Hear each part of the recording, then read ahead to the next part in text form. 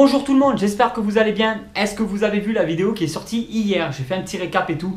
Je vous ai montré les bibliothèques qui se trouvent ici. J'en ai parlé. Donc si vous avez des questions, quelle gamme c'est, où les trouver, tout ça, je vous conseille d'aller voir cette vidéo qui est sortie hier à 18 h. Aujourd'hui, je vais vous parler comme promis et comme je vous l'avais dit hier dans la vidéo, je vais vous parler donc des nouveautés Urban Comics que j'ai rentrées dans ma collection de comics. Et ce que j'ai lu, ce que j'ai pas lu, et je vais vous en parler dans cette vidéo. Allez, c'est parti. On va parler de Animal Man. Ça, c'est une véritable surprise. C'était obligé que je commence par celui-là dans cette vidéo. Animal Man, c'est un livre que je ne comptais pas acheter au départ. Et en fait, c'est une très grosse surprise. Pourquoi? Le scénariste, c'est Grant Morrison. C'est un petit peu c'est dans les années 1988, il me semble. Grant Morrison, en fait, c'est ça qui a fait de lui la légende qu'il est devenu, en fait. Quand je le voyais comme ça sur Internet, ça me donnait pas trop envie. Maintenant, quand on le reçoit, voilà ce qu'on a. On a un parpaing énorme, on a un livre d'extrême bonne qualité, qui est pas cher parce qu'il est à 35 € et il fait 376 pages. Voilà, et c'est complètement dingue, c'est révélateur d'une époque. Je vais vous montrer un petit peu certains dessins. Voilà ce qu'on peut y retrouver dedans en termes de style de dessin. C'est les dessins de l'époque. Animal Man, en fait, c'est un super-héros qui a été complètement oublié. Que beaucoup de gens ne connaissent pas. Hein, tous ceux qui ne lisent pas des comics et qui attendent que tout ce qui est DC Comics sorte au cinéma. Et bien forcément, on ne connaît pas Animal Man. Mais c'est une BD qui est, pour moi, révélateur d'une époque, comme je vous ai dit. On va y retrouver donc un héros qui, après la suite d'un vaisseau extraterrestre qui s'est écrasé sur Terre, et à côté de lui, il a pris un genre d'irradiation sur lui par rapport au crash du vaisseau extraterrestre, et il a eu des pouvoirs qui lui permettent de capter les capacités des animaux. Donc je l'ai fini entièrement de le lire il y a 2 jours. C'est pour ça que j'ai traîné un petit peu entre le moment où je l'ai reçu et le moment où je l'ai lu pour vous faire cette vidéo.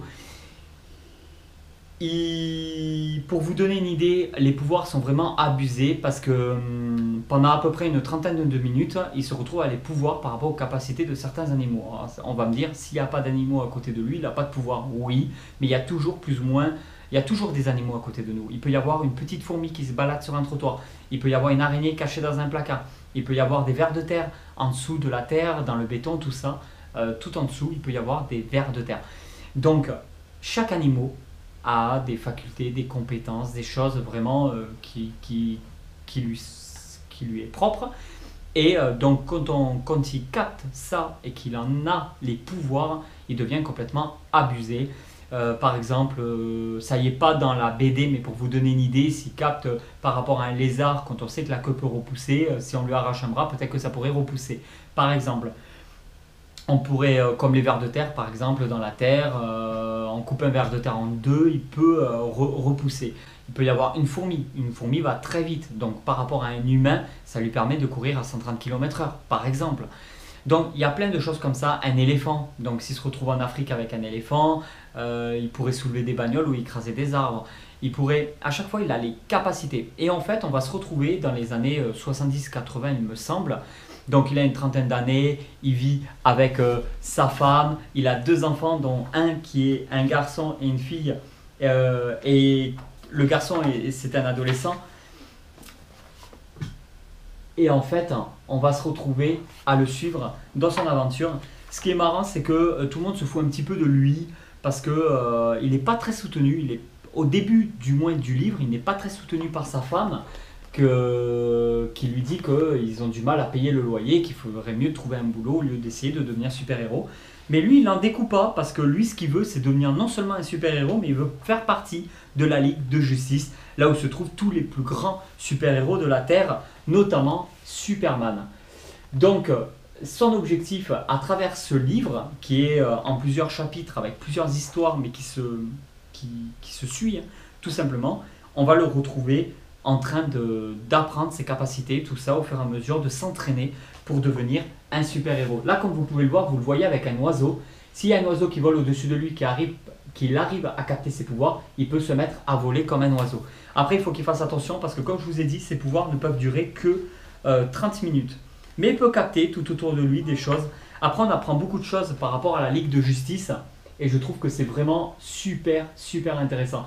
Par exemple, quand on est super-héros et qu'on fait partie de la Ligue de Justice, on a une bonne assurance. Genre, il y a une attaque extraterrestre chez toi, il pète ton escalier, il va casser ton balcon et ta table à manger. Et ben, il y a une société par rapport à la Ligue de Justice qui va venir chez toi refaire les réparations, réparer un mur, la toiture, etc. etc.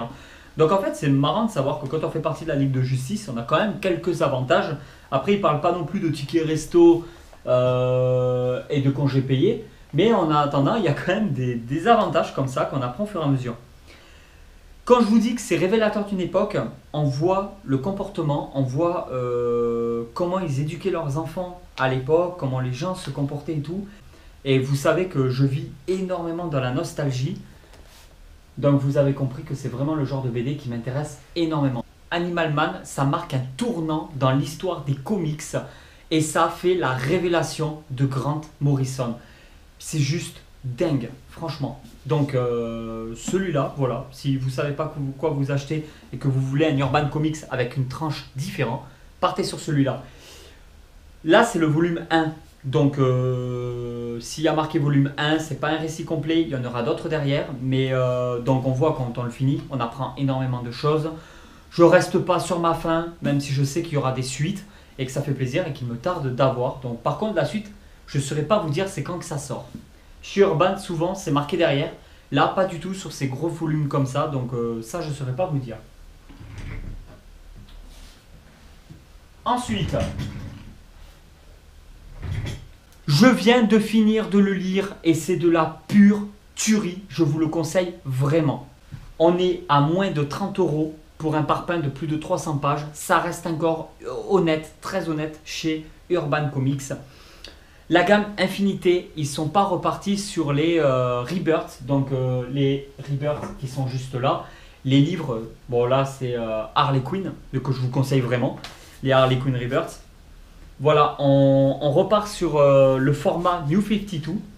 J'ai entendu parler, à confirmer, qu'ils sont restés sur le format New 52 au lieu de continuer sur le format Rebirth pour pas qu'on prenne trop d'augmentation au niveau des tarifs. Moi ça me va, que ça soit New 52 ou Rebirth, ça me va très bien. Donc dans une bibliothèque, si on avait déjà des New 52, ben, on les met à côté, c'est exactement les mêmes tailles de livres. Si on a, parce que New 52, hop, Suicide Squad, c'est exactement le même format, la même taille de livre. Donc ça va très bien dans une étagère avec des New 52. Alors ce qui est bien avec Swamp Thing, il faut que je vous montre, c'est que vous n'avez pas besoin d'avoir lu d'autres livres pour pouvoir le comprendre. Vous pouvez directement partir sur celui-là. Vous ne serez pas perdu. Ça se lit quand même assez facilement. On a énormément d'informations. Moi, j'ai profité de... En fait, je profite d'Infinité, de la nouvelle collection Infinite pour pouvoir me lancer dans des super-héros. Parce que oui, pour moi, c'est quand même un super-héros. De l'univers DC Comics sans, comment vous dire, sans être trop perdu parce que jusqu'à maintenant tout ce que j'ai lu d'Infinite comme le Wonder Woman par exemple, le Wonder Woman, je vous en ai, si je vous l'avais montré mais je l'avais pas encore lu, ben là je l'ai lu, c'est celui-là, voilà, le tome 2 que je devrais bientôt, très bientôt recevoir. Pareil, Wonder Woman Infinite, vous n'avez pas besoin d'avoir lu autre chose pour pouvoir lire celui-là. Et j'ai vraiment beaucoup aimé. Donc, alors, je vais vous montrer par exemple, parce que ça c'est génial. Il y a un speech de début. Voilà, qui va vous expliquer un petit peu qu'est-ce qui s'est passé avant. Et comme ça, vous ne serez pas du tout déçus. Donc, je ne l'avais pas lu, je vous l'avais juste montré, mais je ne vous l'avais pas lu aussi. Donc, je dis bifurque un petit peu sur celui-là. Wonder Woman, on apprend qu'elle est décédée dans les anciens livres et qu'en fin de compte, elle est dans...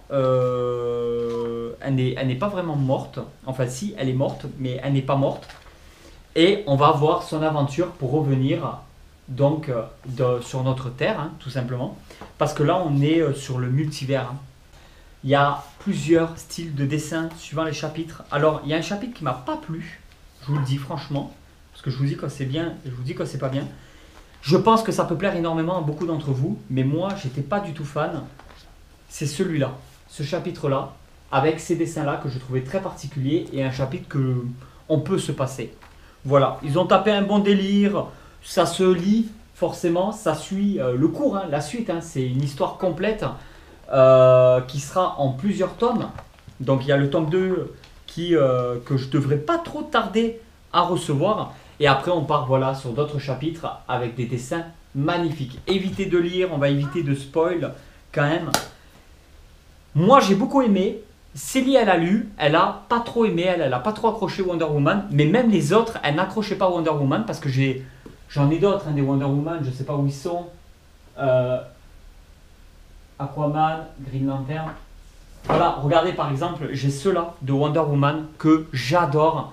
Et pareil que Céline n'a pas accroché elle de son côté, où on peut retrouver aussi Swap Swing. Je sais pas si on le dit comme ça depuis tout à l'heure, s'il faut je dis n'importe quoi.